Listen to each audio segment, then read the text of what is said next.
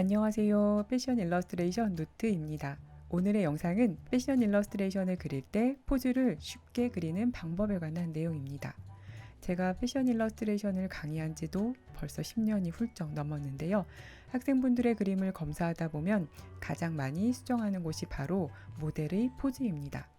기본 골격을 정확하게 그리지 않으면 그 위에 옷을 멋지게 입혀도 채색을 완성도 있게 쌓아도 불안정한 패션 일러스트레이션이 될 수밖에 없습니다. 그래서 앞으로 3회에 걸쳐서 패션 일러스트레이션을 그릴 때 모델의 포즈를 쉽게 그릴 수 있는 방법에 대한 영상을 다양한 사례별로 살펴보려고 합니다. 오늘은 첫 번째 시간으로 많이 그리게 되는 워킹 포즈에 대해 알아보겠습니다. 패션 일러스트레이션을 배우는 과정 중에서 패션 소재를 채색하는 방법을 배우는 시간은 매우 중요한 단계인데요. 이때 가장 많이 참고하는 이미지는 컬렉션이고, 이 컬렉션에서의 모델은 런웨이를 걷는 포즈를 취하고 있습니다. 워킹하고 있는 모델 포즈의 기본 원리를 잘 이해한다면 보다 쉽고 편안하게 걷는 모델의 실루엣을 그릴 수 있습니다. 우선 첫 번째는 바디 실루엣이 잘 드러나는 수영복 입은 모델의 사례를 보겠습니다. 여기 두 개의 체크리스트가 있는데요. 우선 첫 번째 체크리스트는 참고로 하는 사진 속 모델의 포즈를 10가지 단계로 분석을 합니다. 첫 번째는 무게중심선을 그립니다. 저는 밸런스 라인을 그릴 때 쇄골의 중심에 온폭하게 들어간 곳에서 바닥의 줄을 뚝 떨어뜨렸을 때 바닥과 직각이 되는 선을 기준으로 합니다. 두 번째는 어깨 기울기를 확인을 하고 세 번째는 가슴 기울기를 체크합니다. 보통은 심하게 역동적인 포즈를 취하지 않는 한 어깨 기울기와 가슴의 기울기가 비슷하게 움직입니다. 네 번째는 앞중심선입니다. 센터 프론트 라인은 쇄골의 중심, 가슴의 중심, 배꼽, 골반의 중심을 연결한 선이고, 이는 움직임 있는 포즈를 그릴 때 가장 중요한 기준선이 됩니다. 다섯 번째는 허리 기울기를 확인합니다. 걷는 순간을 촬영한 사진이기 때문에 100% 그렇진 않지만 사람이 걸을 때는 어깨 기울기와 허리 기울기가 반대로 움직입니다. 여섯 번째는 엉덩이 기울기는 같은 골격인 허리 기울기와 동일한 기울기를 보입니다. 일곱 번째는 무게중심 다리의 실루엣을 확인합니다. 일반적으로 올라간 쪽 골반의 다리가 힘을 많이 싣고 있는 서포팅 레그가 되는데요.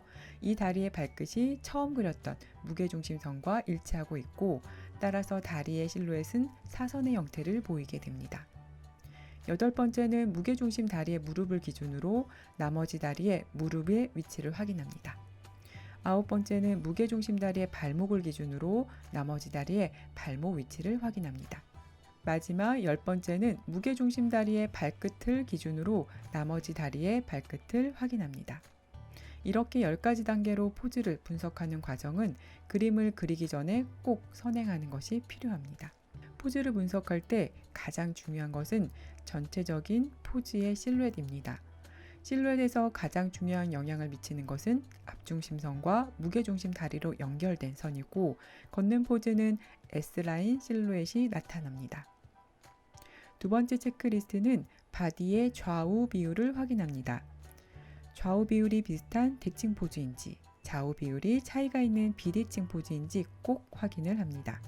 이 내용을 자세히 확인하고 싶으신 분은 오른쪽 위에 링크되어 있는 포즈에 관한 영상을 참고로 보시면 좋겠습니다. 워킹 포즈는 좌우 폭이 비슷한 대칭 포즈입니다. 일반적으로 컬렉션의 사진은 옷을 정확하게 보여주기 위한 목적이 있기 때문에 정면에서 촬영한 것이 많고, 따라서 좌우 비율이 비슷한 대칭 포즈가 많이 보입니다. 자, 이렇게 분석한 내용을 바탕으로 걷는 모델의 바디를 드로잉해 보겠습니다. 오늘은 타블렛으로 바디 드로잉 작업을 하겠습니다. 제일 먼저 모델의 키를 설정을 하고 열등분으로 칸을 나눕니다.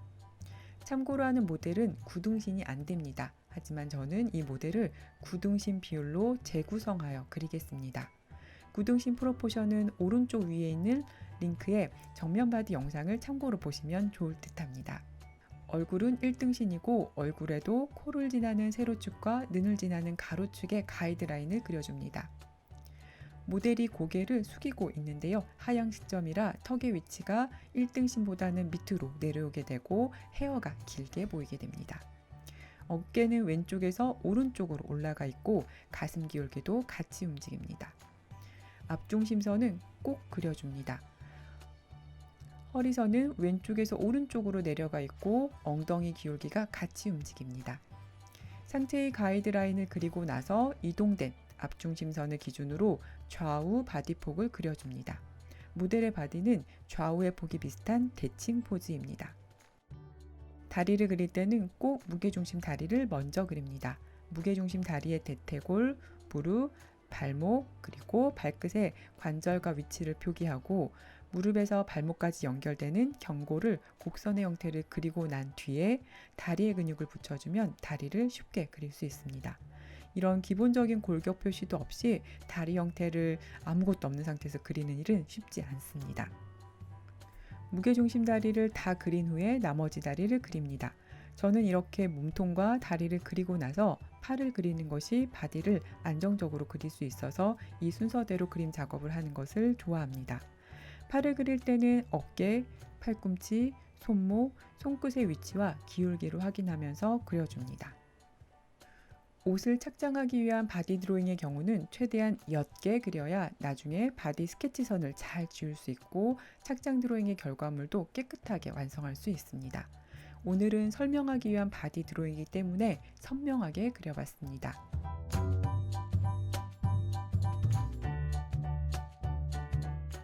자, 이렇게 바디 드로잉이 완성되었습니다. 지금 그린 바디 드로잉은 옷을 그리려는 목적을 갖고 있기 때문에 바디의 디테일을 상세하게 그리지는 않겠습니다. 걷는 포즈의 기본적인 원리를 잘 이해한다면 슬림한 핏의 옷은 물론이고 안쪽에 있는 바디가 어떤 형태인지 전혀 상상이 안 가는 오버사이즈 핏의 바디도 대략적으로 그릴 수 있습니다. 지금 보이는 3명의 모델은 각기 다른 옷을 입었지만 모두 동일한 포즈를 취하고 있습니다. 자, 그러면 오버사이즈 핏의 옷을 앞서 체크했던 10단계 기준으로 적용을 해보겠습니다. 첫 번째는 무게중심선을 그립니다. 여기에 쇄골의 중심에 온폭하게 들어간 곳이 보이나요? 여기에서 바닥에 줄을 뚝 떨어뜨렸을 때 바닥과 직각이 되는 선을 그립니다. 그리고 이 선을 얼굴까지 쭉 직선으로 올려줍니다. 두 번째는 어깨 기울기입니다. 어깨는 왼쪽에서 오른쪽으로 올라가 있습니다.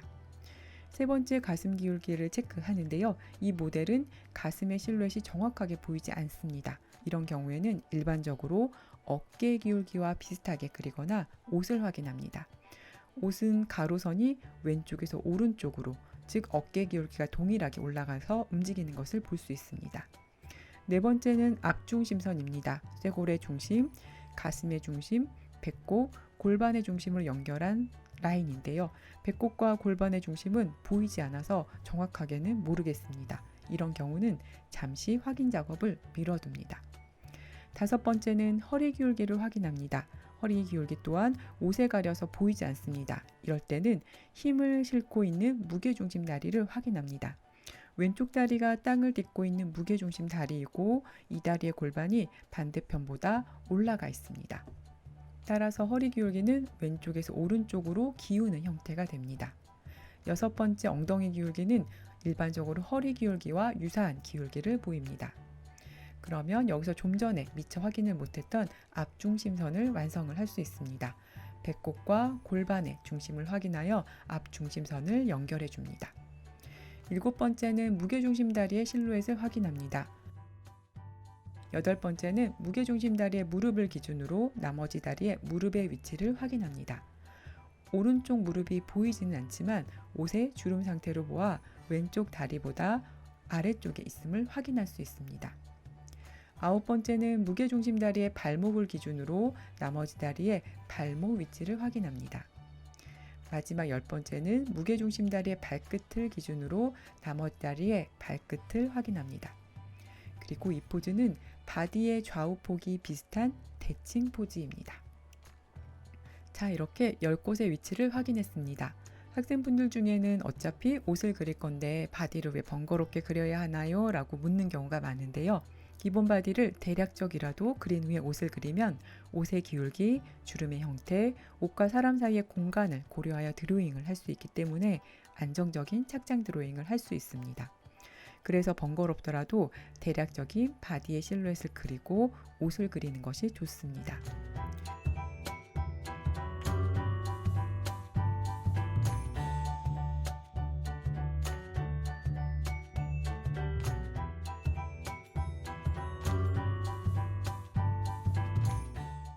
마지막으로 중요한 포인트 5가지를 말씀드리겠습니다.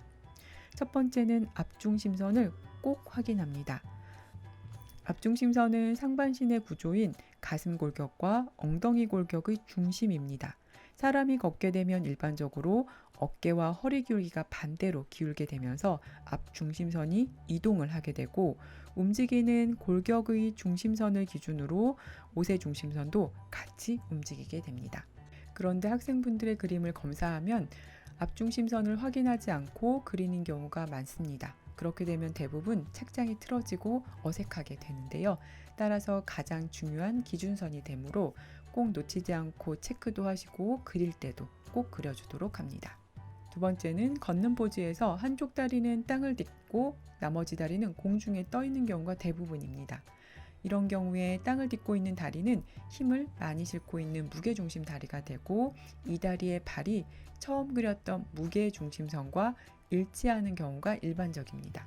따라서 움직임이 큰 역동적인 워킹 포즈를 그린다 하더라도 무게중심 다리의 발끝이 무게중심선에만 들어오면 안정적인 걷는 포즈를 그릴 수 있습니다. 세 번째는 접혀있는 다리의 특징입니다.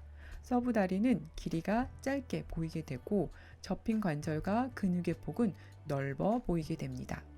그리고 100% 그렇진 않지만 골반의 위치가 무게중심 다리 엉덩이보다 아래쪽에 위치하기 때문에 무릎의 위치도 같이 아래쪽에 위치한 경우가 많습니다. 네 번째는 팔의 기울기와 길이입니다. 팔을 특별히 굽히지 않는 한 어깨, 팔꿈치, 손목, 손끝의 기울기가 같이 움직입니다. 마지막 5번째는 신발 형태의 특징입니다.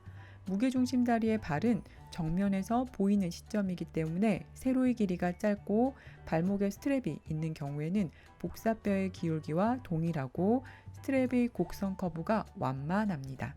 반면에 공중에 떠 있는 발은 발을 위에서 내려다보는 시점이라 발이 전체가 보이게 돼서 세로 길이가 길고 크게 보이게 됩니다. 그리고 발목의 스트랩 커브가 깊게 나타나는 것을 볼 수 있습니다. 지금까지 걷는 포즈의 원리에 대해 알아봤습니다.